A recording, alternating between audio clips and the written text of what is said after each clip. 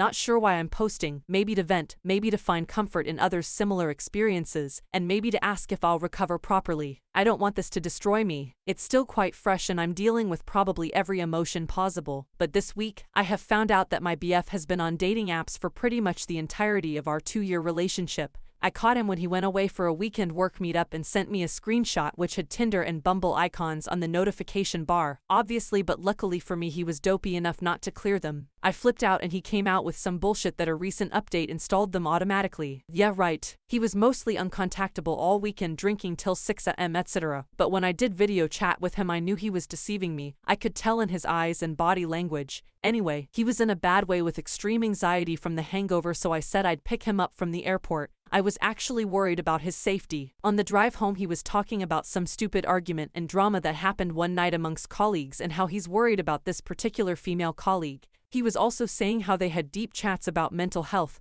and that they had a lot in common. Fine, but something was off and I knew not all was as it appeared. We got back to his and I confronted him properly about the apps. He confessed and said it was for a confidence boost and that he needs to seek validation from other people. I knew he had self-esteem issues, but geez. I asked to see his phone and he gave it to me confidently, knowing he'd deleted messages and the apps, or so he thought. He forgotten delete Hinge, so I opened it and there were so many messages flirting, arranging dates and exchanging numbers. My whole world fell apart. I thought we had a good thing, a real connection. Again, he told me it was for validation. He just wanted to be seen, and that he never met anyone in person. I actually believe that part, any spare time we were together. Not that that matters. Something wasn't right about this female colleague though, so I pressed him. He denied anything happened, but whenever I said her name he was agitated. I could tell he was lying. Eventually, after pretty much dragging the truth out of him, he told me she kissed him and that he didn't pull away.